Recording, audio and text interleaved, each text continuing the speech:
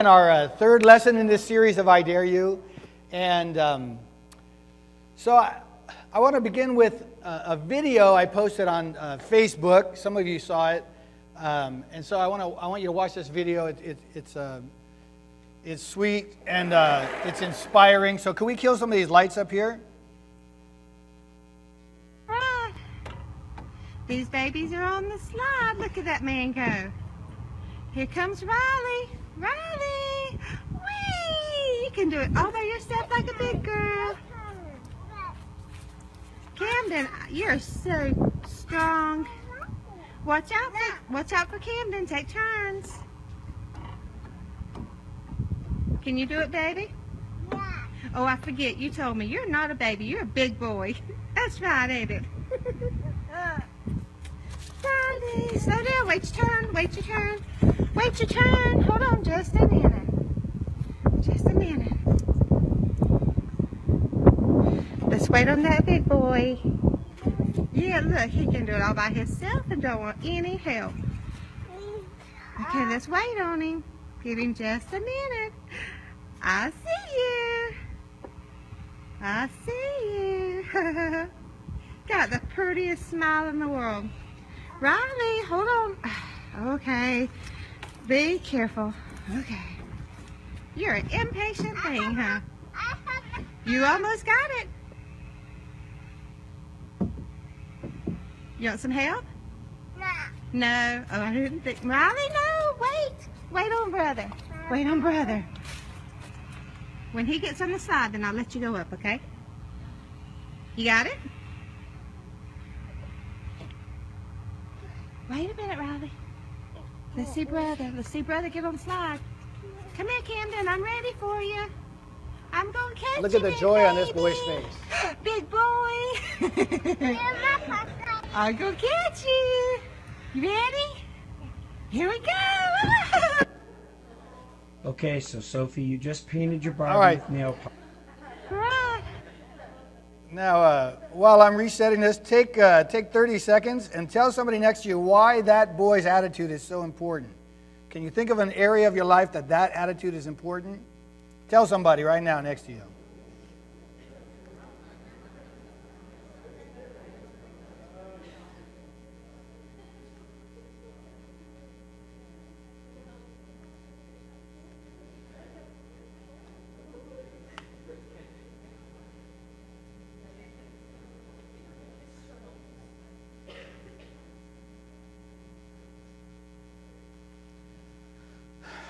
I think I mean, wasn't that amazing? Doesn't that warm your heart? For me, it's like, I treasure it. I'm like, that's it. That little boy's got it. I mean, what can humanity not accomplish with that spirit? Right? I think the greatest generation, took us out into outer space with that kind of, we can do it, right?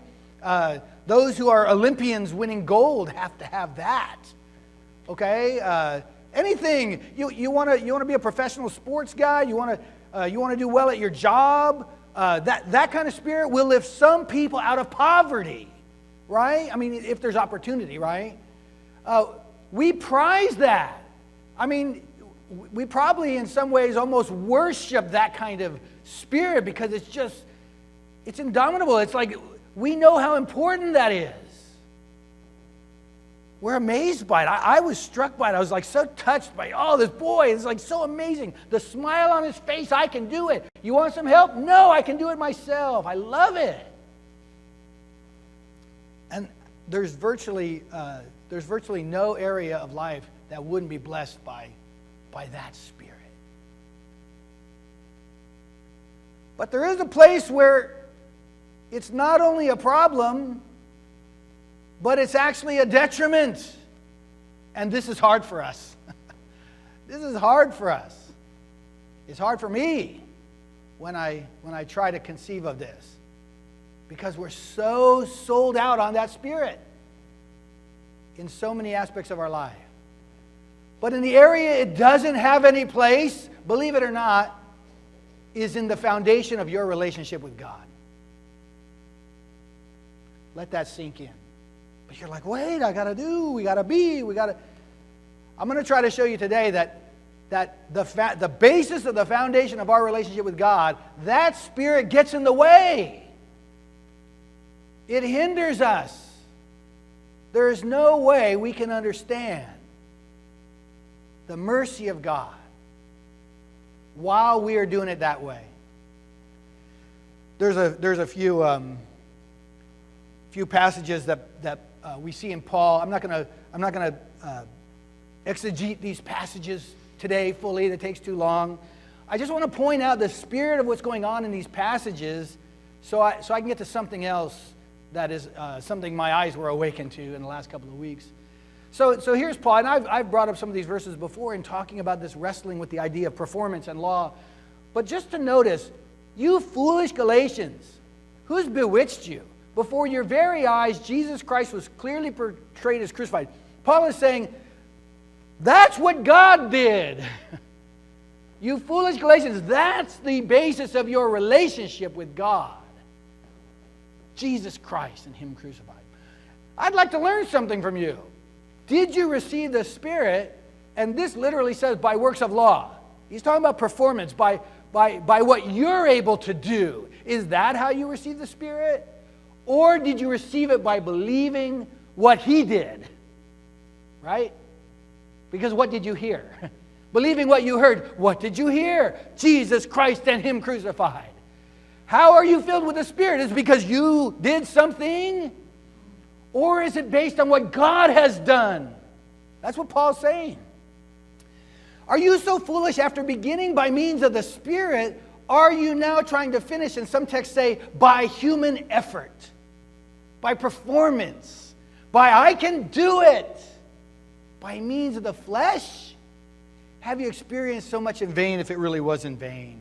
And he goes on in that text to say, is the law opposed to God's promises? Of course not. The law is not out of sync with God's promises. It's really, the problem has to do with how we view law, how we view our performance.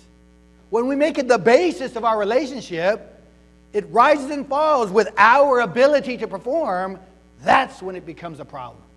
But the law is not against God. However, Paul says, for if a law had been given that could impart life, then righteousness would certainly have come by law. Listen, when we use the word if, he's just saying hypothetically, or if there's a condition here, it's conditional. Like if a law could impart life implies that a law cannot do what? Right? If a law had been given that could, which means the law that was given could not, then righteousness would certainly have come by law, which implies what? That righteousness does not come by law keeping, by performance. The basis of my righteousness with God is not a measure of how righteous I am. But Scripture has locked up everything under the control of sin. You approach Scripture to say, look at God, I can be righteous. You're going to fail. You're going to find yourself under the weight of your sin. Because what was promised, that's given through the faith of Jesus Christ, or faith in Jesus Christ, that might be given to whom? The promises will be given to whom? To those who believe. Believe what? Believe what God has done. Believe Jesus Christ and Him crucified and what that means. This is important theology in Paul. Why? Because you and I are so sold out, and humanity seems to keep falling into being sold out on this concept of law that Camden has. That's that little boy Camden. I love it. In almost every area of life, that's exactly who we need to be. But the place it doesn't fit, and Paul says as much, is when we think about the basis, the foundation of our relationship with God. I threw this in here. This is a little more Paul. For what the law was powerless to do. Well, the law doesn't do anything. It just sits there, right? What are we talking about? What was the law powerless to do? it was powerless to provide for me a means, right, through which by my effort I might attain a right relationship with God. Isn't that what the law was powerless to do? For what the law was powerless to do, who did? What is the basis of our relationship with God? It's got to be based in what God has done. What did God do? He sent His Son.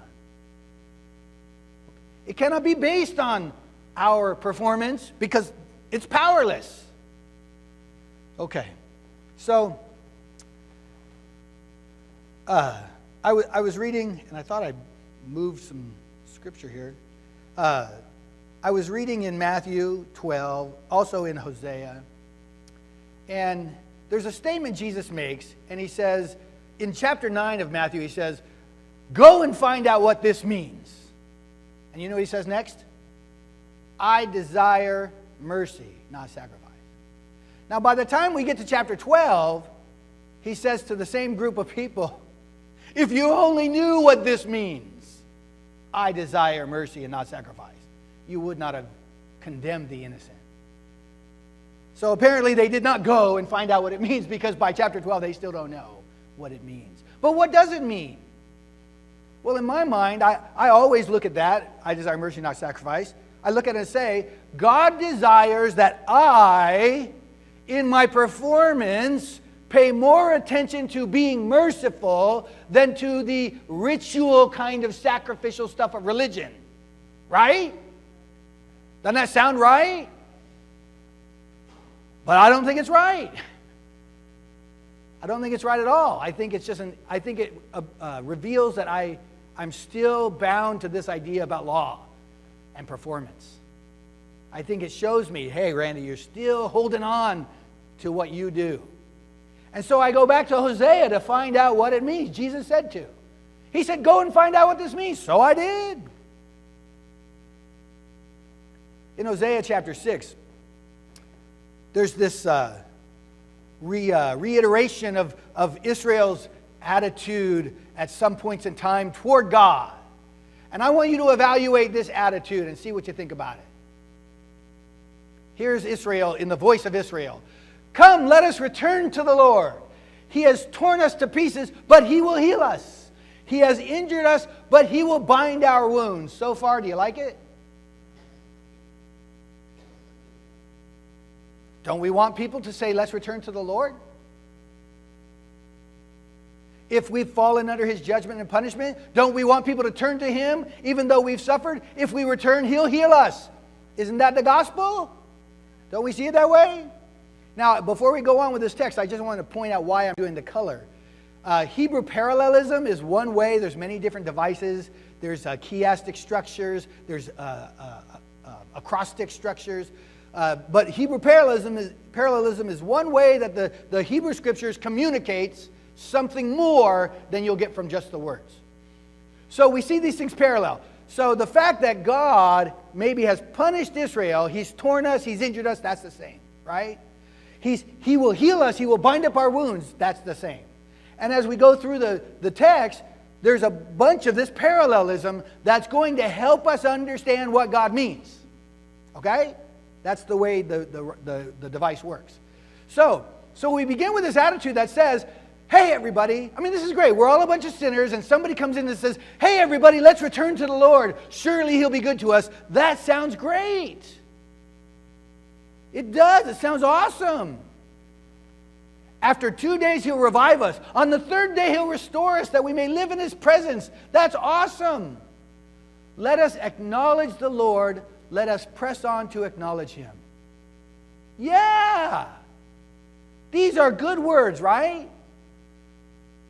We want everybody to have this attitude. It's a great attitude. And then the last part of the voice of Israel. As surely as the sun rises, He will appear. He will come to us. Those are the same thing, right? Like the winter rains, like the spring rains that water the earth. The rains water the earth, right? So there's that whole attitude. It's awesome. It's exactly what should be. Yes, we can do it. Let's get back to God. What a great spirit and attitude. And it is. The problem with it is, We are fickle. Our devotion is fleeting. We are not a good foundation. Our desire to return to God will not remain solid, will it? And so here's what God says. What can I do with Ephraim? What can I do with you, Judah? Your love is like the morning mist. And here's where we need to understand parallelism. Oh, your love is like that wonderful coolness as we're walking our dogs and we get all, oh, it's so cool in the morning. Isn't that beautiful? So God's saying, oh, I love your love for me because it's so refreshing in the morning. That's one way to take it, but it's not what it means. And the parallelism is what tells us it doesn't mean that. Your love is like the early dew that does what? Aha! When he said the morning mist, he was talking about something that disappears. So God reviews the words of Israel that sound awesome, that sound just like what we want people to say. The same attitude we want people to have. We want them to stop their sinning and say, hey, everybody, let's return to the Lord and do good so He blesses us. Yes, that's what we want. And Israel says it, and God says, what am I going to do with you? That whole spirit of, yea, return to God? It's so fleeting. But I desire mercy, not sacrifice. How in the world does that fit here? I mean, what were they doing that he was saying, no, you're doing wrong, and now, but I'd rather you do it differently? I mean, how is this an evaluation of what they were doing? They weren't doing anything wrong. Everything they were saying was right. And yet he's challenging them with, that's not good enough. I want this, not that. So I'm suggesting read this differently. Instead of reading, I want you to do mercy instead of the religious stuff. Don't read it like that. Read it like this. What I desire is that our relationship be based on, me. Our relationship be based on what I do, what I'm doing for you. Let that be the foundation of your relationship, not what you're doing. Let it be what I'm doing. I desire that you would be filled with the understanding of my mercy, and that's how you would approach me, rather than approaching me with what you do, your sacrifices. Because at this time, Israel, while they were being very abusive to each other, not to mention how they felt about the nations, they were maintaining some sacrifices to Yahweh. Oh, still sacrificing, we're being very religious. I want the basis of our relationship to be me, not you. Now, how does parallelism help us see that? This is what it says. For I desire mercy, not sacrifice, is going to be equal to the next sentence. I desire mercy, not sacrifice, is equal to an acknowledgement of God rather than burnt offerings. Can you see that sacrifices and burnt offerings are the same thing? So therefore, whatever he meant by mercy should also mean the same thing as what? Acknowledgement of God. I want the basis of our relationship to be your view of my mercy, not your performance of religious rituals. That's how it's going to work, if it's going to work. And so, here's the text, uncomfortable text in Matthew, and I'll show you why. This is the text in Matthew where he says, I desire mercy, not sacrifice.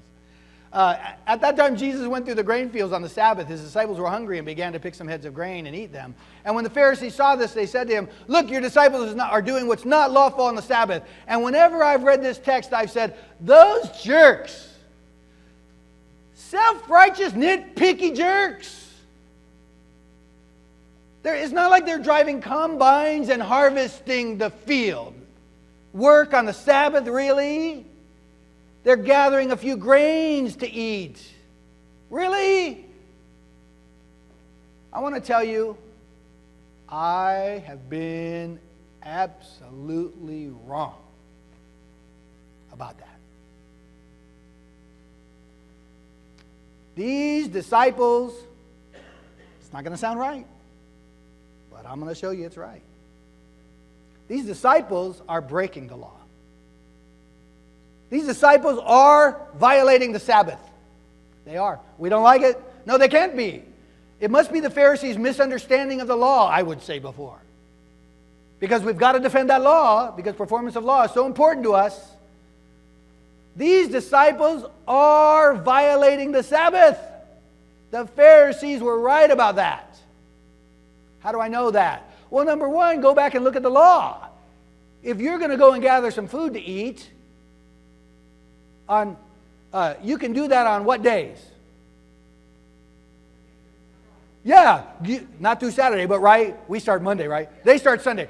You go out on Sunday and you can gather food on Sunday and Monday and Tuesday and Wednesday and Thursday and Friday, and you can go out and gather food and eat food every one of those days.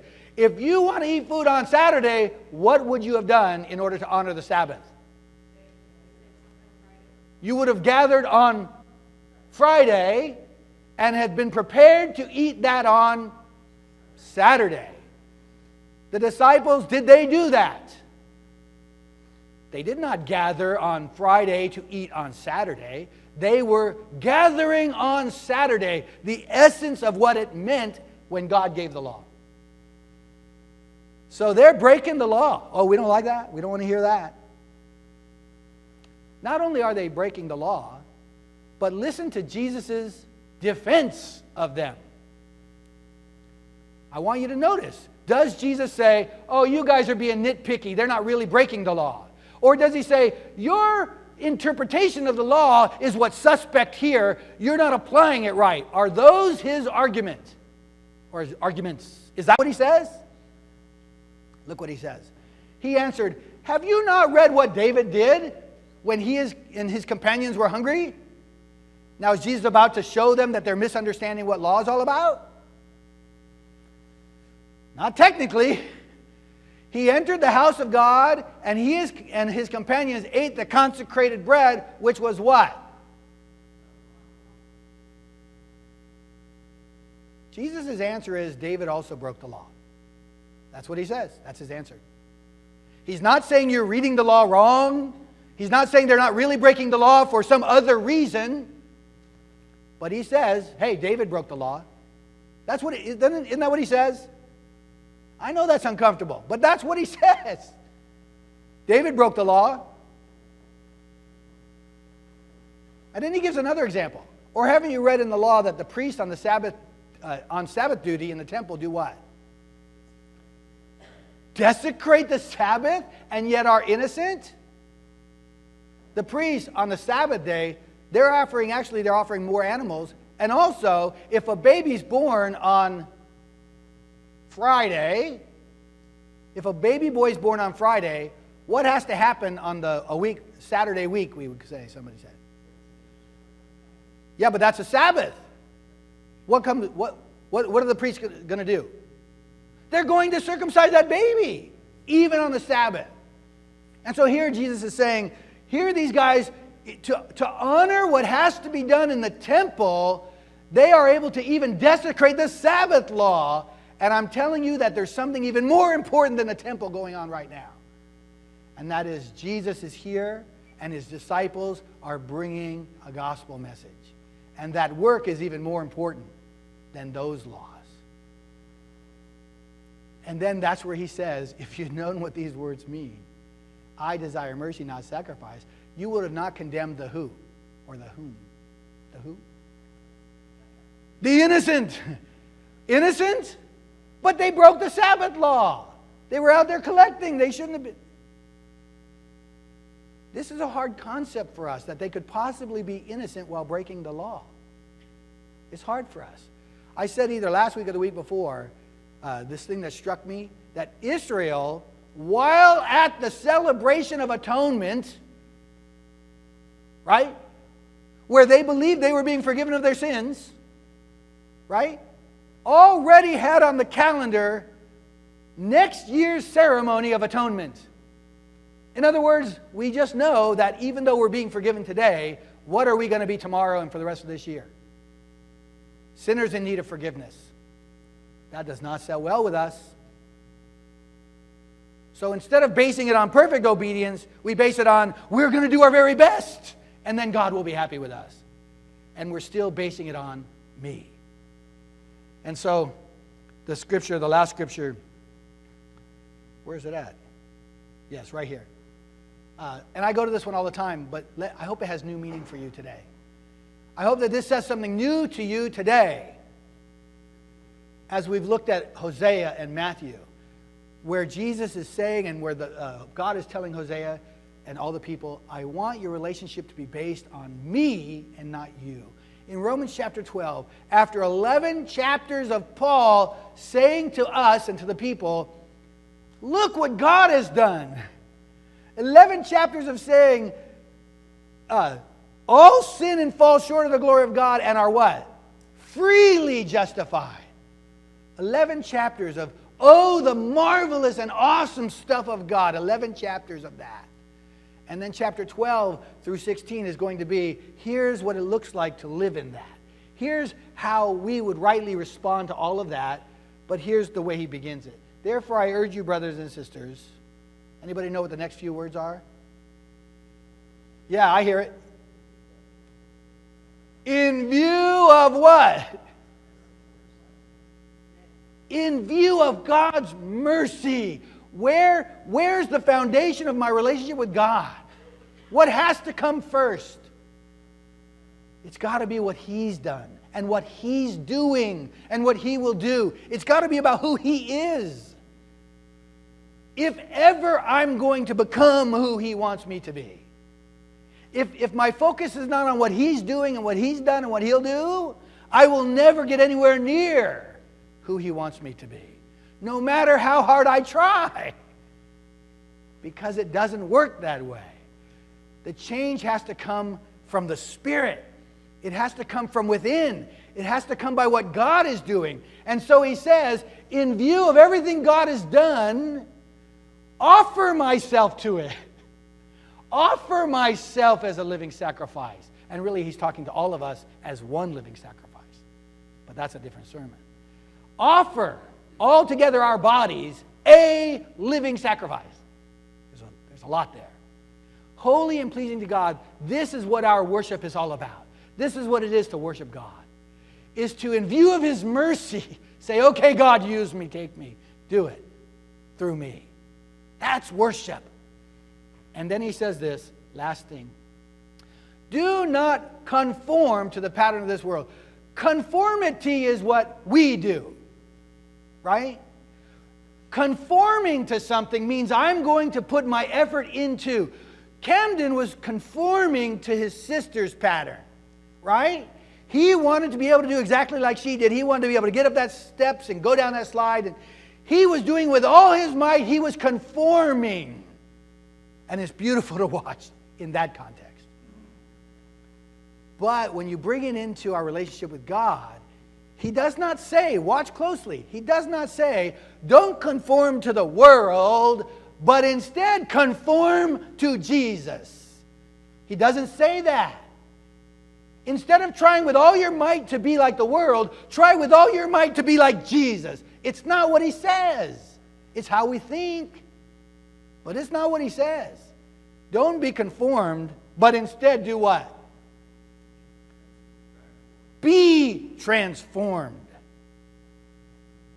If a chair has been transformed because it was all broken into pieces and now it's shiny and new, did it do it itself? To be transformed is passive. The thing being transformed is passive. Something else is acting upon it. Don't conform. It's not about your action, but by viewing God's mercy, be changed. That's what that story of the unmerciful servant, I believe, was about, that we talked about forgiveness. He wasn't changed. But we need to be changed by the renewing of our minds, by God showing us who He is and who He's meant for us to be, by showing us His incredible mercy toward us. That will change us. And then we'll understand what God is doing through the gospel. and in the kingdom and in you and me. So my challenge this week, and I don't even know if I had a slide. I had one. My challenge this week is right there. It is. And I'm going to keep tapping it. Don't tap it. My challenge is, I'm challenging you to receive mercy. Receive it. Like, focus on it. Own it. Know that it's His joy to give it. And He gives it knowing you're messed up. He gives it knowing that you and I are completely a mess, because He gives it with the intention of transforming us by it.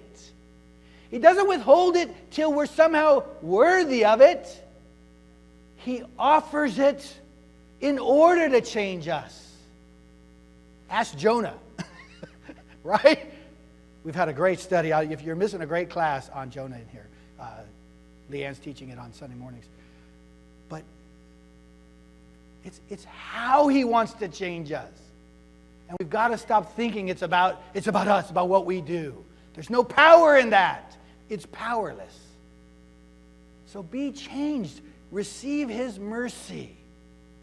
And in that way, just let's throw ourselves down. That will cause us to just worship God with all our lives. So I hope that's your experience. I hope this week you'll open yourself up. I mean, God's been opening my eyes to scriptures I've read ever since I've been a Christian, and saying, Randy, you're still not getting it. And there's probably some things you're not getting yet either, I have to imagine. So be open this week to God's mercy. Focus on it. Let it change the way you view your relationship with God. If you have some response this morning for the lesson, I'm going to invite you to come on up. We'll hit the button up there. And Ken's going to sing a song, and one of our elders will come up here. And if you want to respond in some way, you're welcome to come up. We're going to pass cards to the center if you filled out cards, and you can respond in that way, and we welcome you to do that. And we'll be praying about those things on your behalf. So if there's some way you want to respond this morning, we're going to stand, and Ken's going to lead us in this song.